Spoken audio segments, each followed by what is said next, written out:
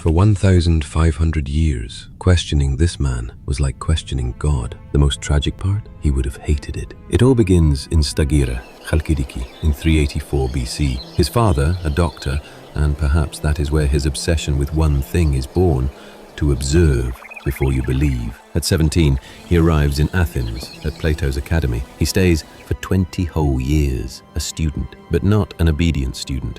And that would define him. Because Plato used to say, the truth is somewhere up there, in the realm of ideas. Aristotle looked down at the dirt, at the animals, the plants, the stars. And he said something revolutionary for his time. Nothing in the universe is random. No magic, no whims of the gods, laws, logic, observation. From there, the explosion. But what did that mean in practice? He categorized and described hundreds of animal species. He looked at the sky and said the earth is a sphere, not out of faith, but because he observed its round shadow on the moon during eclipses. He founded logic, the very rules by which we think. And he didn't stop there. He defined how man persuades man, the rules of rhetoric that are still taught today. He wrote how to build a story that moves you with a beginning, a middle, and an end. Rules that every movie, every series follows to this day without even knowing it. They called him the man who knew everything. And this, keep it in mind, because it will become his doom. Around 343 BC, a king calls upon him, Philip of Macedon. The job? To teach his 13-year-old son, a boy named Alexander. Imagine it, the wisest man in the world, teacher to the man who would conquer the world. And when Alexander ascended to the throne, he didn't forget his teacher. He gave him money, a lot of it, for research. Perhaps the first time in history that a power funds science. With these funds, Aristotle founded his own school in Athens, the Lyceum. But the relationship between teacher and student cracked. Aristotle couldn't stomach the dictatorial path Alexander took.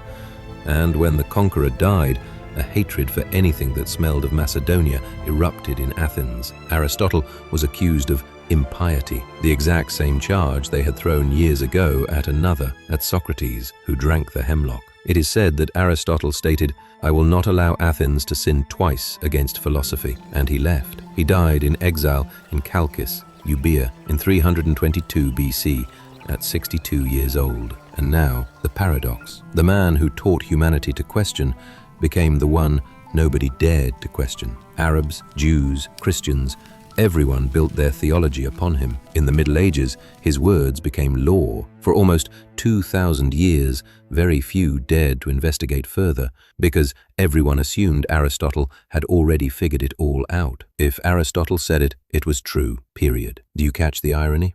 The champion of free observation became the straitjacket that stored science for centuries. And yet, he wasn't a god. He was a man of his time. He believed that slavery was natural, but women were inferior, mistakes that chill us today. Perhaps that is the real lesson, not to worship anyone, not even the wisest man who ever lived, because that is exactly what he was trying to tell us from the very beginning. Do not believe blindly. Observe, think for yourself.